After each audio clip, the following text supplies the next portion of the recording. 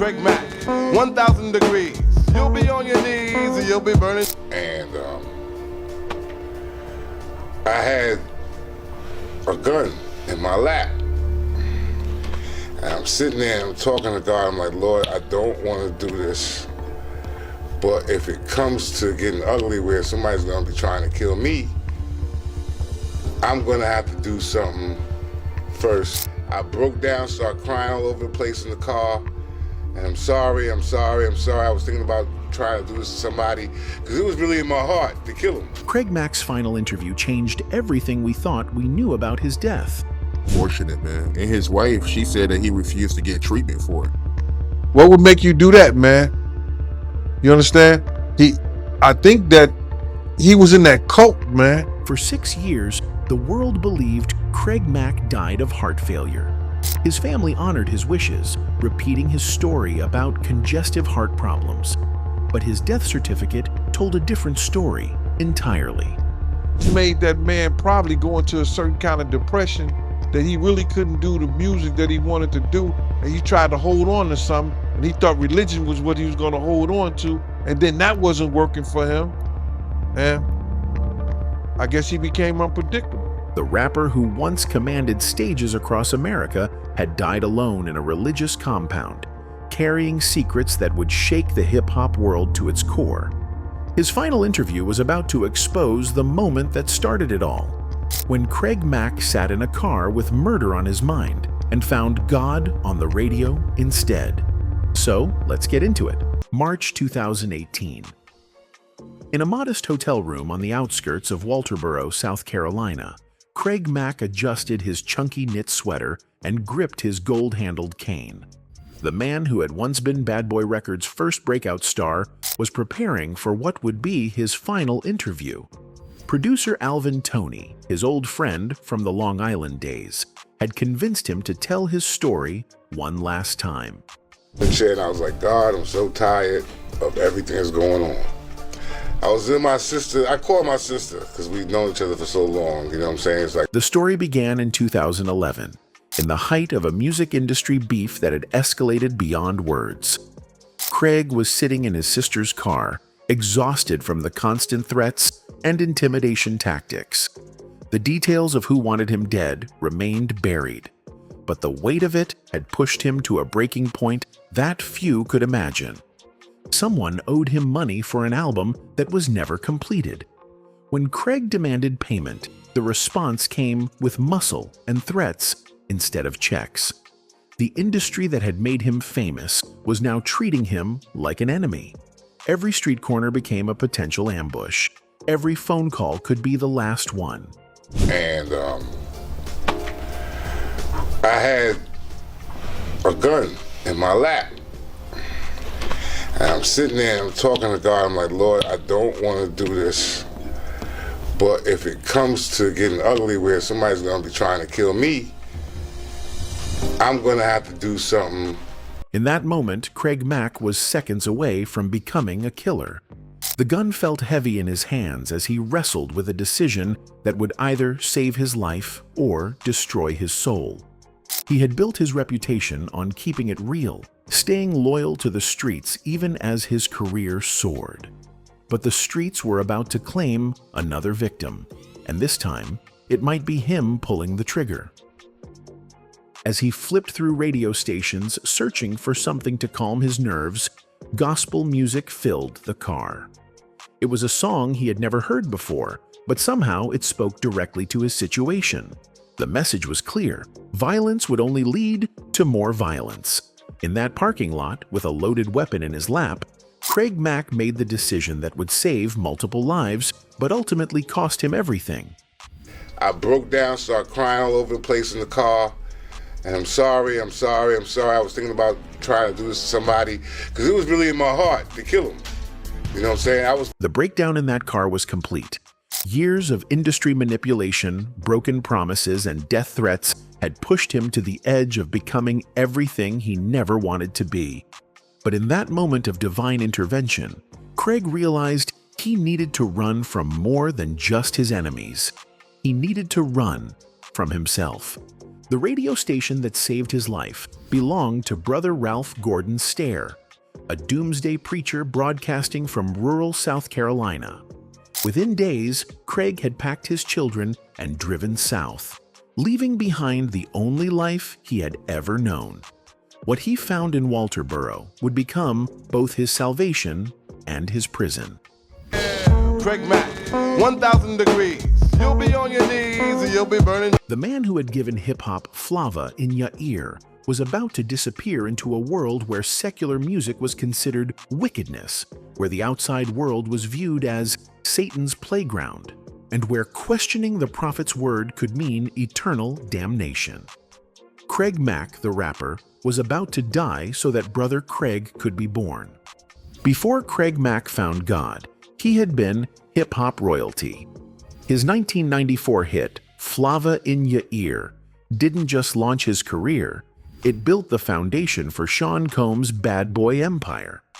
The song's success paved the way for Biggie's breakthrough, created the template for hip-hop remixes, and established Bad Boy as the label that could transform street credibility into mainstream success.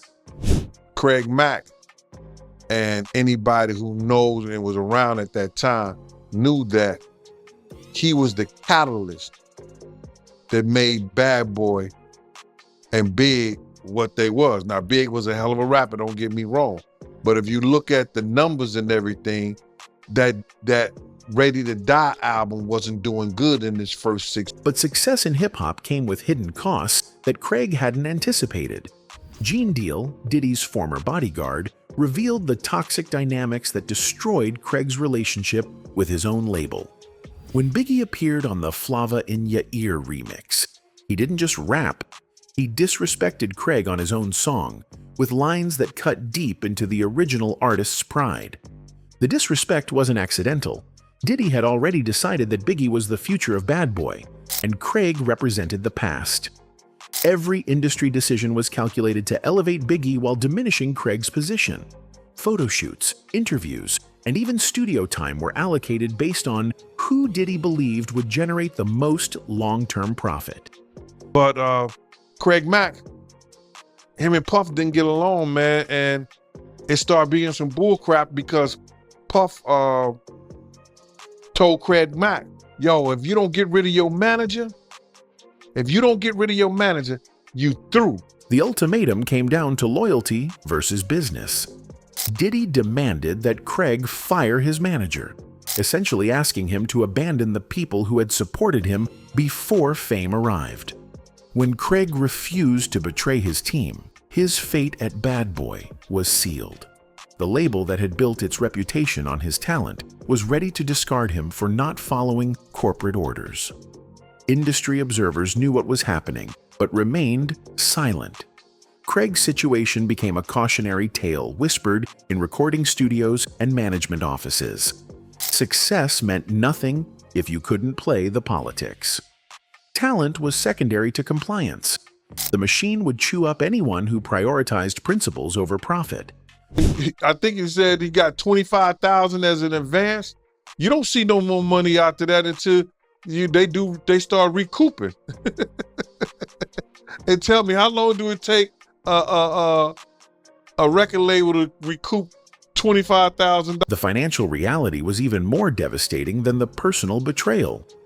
Despite Flava in Ya Ear becoming a classic that would generate revenue for decades, Craig saw almost nothing from its success. Record label accounting ensured that recoupment periods stretched indefinitely, with marketing costs, promotion expenses, and production charges creating debt that seemed impossible to overcome. By the mid-1990s, the man whose voice had launched a hip-hop empire was catching public transportation. The gold plaques on his wall couldn't pay rent. The Grammy nomination couldn't buy groceries. The respect from fans couldn't replace the respect he had lost from an industry that had used him up and moved on. Craig's departure from Bad Boy in 1995 was inevitable, but it came with consequences that extended far beyond lost record sales. He had been marked as difficult, labeled as someone who wouldn't play ball. Other labels approached his situation with caution, unwilling to risk similar conflicts with an artist who had proven he would prioritize loyalty over business. The pattern would repeat throughout the 1990s and early 2000s. Every attempt at a comeback was undermined by industry politics, personal vendettas, and a system designed to punish those who challenged its authority. Craig Mack was slowly being erased from the genre he had helped create, one broken promise at a time.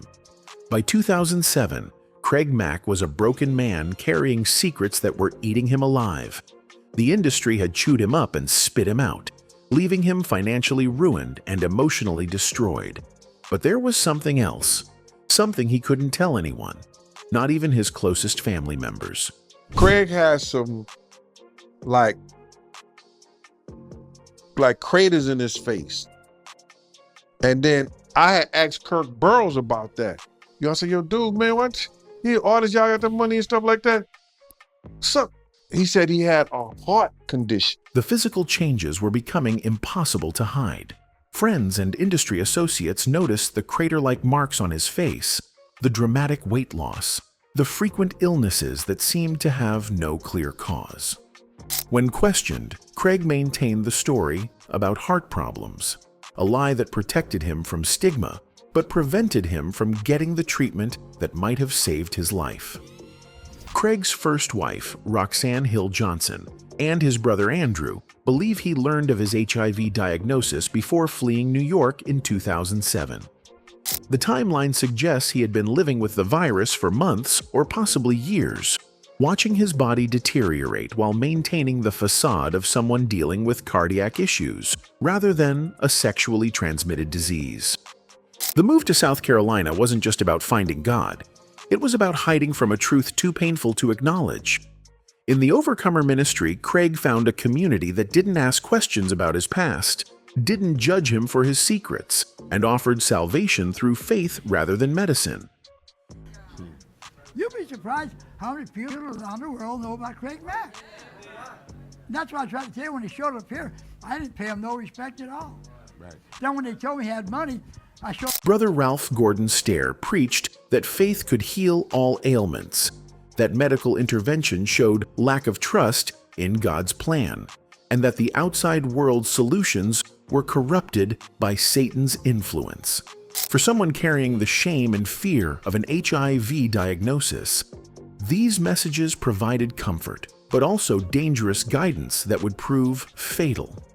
The Overcomer ministry operated like an isolated compound, where members were discouraged from maintaining relationships with outsiders, seeking medical care from worldly doctors, or questioning the prophet's interpretation of Scripture.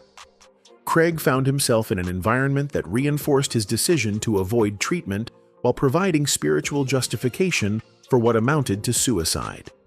Made that man probably go into a certain kind of depression that he really couldn't do the music that he wanted to do, and he tried to hold on to something, and he thought religion was what he was going to hold on to, and then that wasn't working. The combination of financial ruin, career destruction, and a terminal diagnosis created a perfect storm of despair that no amount of faith could truly address.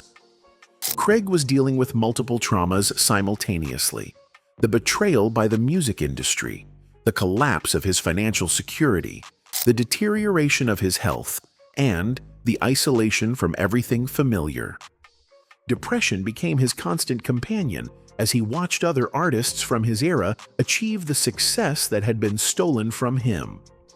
Magic Johnson had shown the world that HIV was manageable with proper treatment, but Craig was living in an environment that viewed such medical intervention as spiritual weakness. By 2014, the physical symptoms could no longer be hidden or explained away as heart problems. Craig's weight dropped dramatically. He became frequently ill, and his energy levels plummeted. Still, he refused medical treatment beyond a brief hospitalization, honoring the ministry's teachings that faith alone would provide healing. The man who had once commanded stages with boundless energy was now struggling to walk, using a cane to support his failing body, and slowly disappearing before the eyes of anyone who still cared enough to watch. By 2018, Craig Mack knew he was dying, His body had betrayed him completely. The cane could barely support his weight, his breathing was labored, and the pain was becoming unbearable. But before he surrendered to the inevitable, he needed to tell his story one final time. Alvin Toney arrived in Walterboro with a documentary crew, expecting to capture the story of a rapper who had found peace in faith. What he discovered was a man ravaged by illness, living in denial, and clinging to beliefs that were slowly killing him. In the name of Jesus. Well, I know to the world, the rap I kick will make you think I'm a lunatic, lost my mind or mentally sick. But for all mankind, this is it. New kingdom on the earth where The interview revealed the devastating cost of Craig's choices. He spoke about his music career with obvious pain, recognizing that his talent had been greater than his business acumen. The hits that should have secured his financial future had instead become monuments to his exploitation by an industry that viewed artists as disposable commodities. Craig's relationship with Brother Stair was complicated by revelations that even Craig couldn't ignore. When Toney confronted him about the prophet's arrest for sexual assault charges, including allegations involving minors, Craig's response revealed the depth of his psychological imprisonment. His answer, that he would forgive Stair because we forgave the people that killed Jesus, showed how completely the ministry's teachings had overridden his moral judgment. The man who had once stood up to industry bullies was now defending someone accused of the most heinous crimes, because questioning the prophet meant questioning his entire belief system. It just made that man probably go into a certain kind of depression that he really couldn't do the music that he wanted to do, and he tried to hold on to something, and he thought religion was what he was going to hold on to, and then that wasn't working for him, and I guess he became unpredictable. The final interview captured a man torn between multiple realities. Craig desperately wanted to believe that faith would heal him, that his suffering had meaning, and that his sacrifice would be rewarded. But underneath the religious rhetoric was a broken human being who had given up on life long before his body gave up on him. Toney filmed Craig's final days as he struggled with basic mobility, requiring assistance to walk and breathe. The footage was painful to watch, a once vibrant performer reduced to a shadow of himself, maintained by stubbornness and delusion rather than genuine hope. Craig's family made their final journey from Vermont to say goodbye, unaware of the true nature of his illness. His brother Andrew later described finding Craig in a catatonic state, barely responsive to their presence. The reunion that should have provided comfort instead became a horrifying glimpse of how completely the disease had ravaged his body.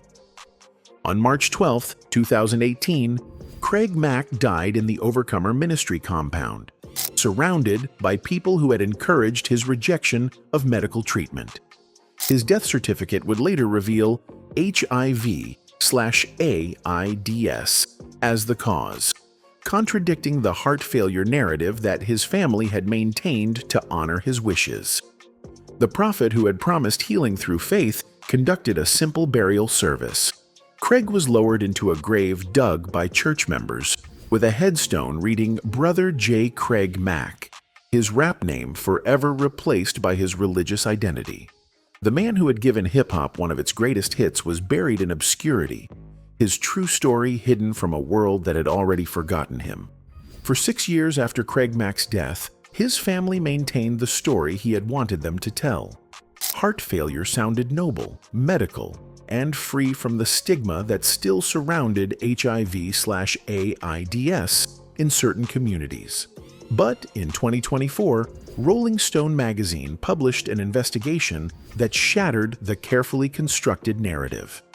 The revelation came from Craig's death certificate, which clearly listed HIV/AIDS complications as the cause of death. His first wife, Roxanne Hill Johnson, his daughter Amanda, and his brother Andrew finally broke their silence, revealing the truth about Craig's final years and the circumstances that led to his refusal of medical treatment. The timing made Craig's decision even more tragic. By 2007, HIV had transformed from a death sentence into a manageable chronic condition for those with access to proper medical care. Magic Johnson had been living with HIV since 1991, proving that the virus didn't have to be fatal. Countless others were living full, productive lives with antiretroviral therapy. But Craig's isolation in the Overcomer ministry had cut him off from this reality. The compound's teachings portrayed medical intervention as lack of faith, creating an environment where seeking treatment would be viewed as spiritual failure. For someone already carrying shame about his diagnosis, the ministry's condemnation of worldly medicine provided religious justification for what amounted to suicide. You'd be surprised how many people around the world know about Craig Mack. And that's what I tried to say when he showed up here. I didn't pay him no respect at all.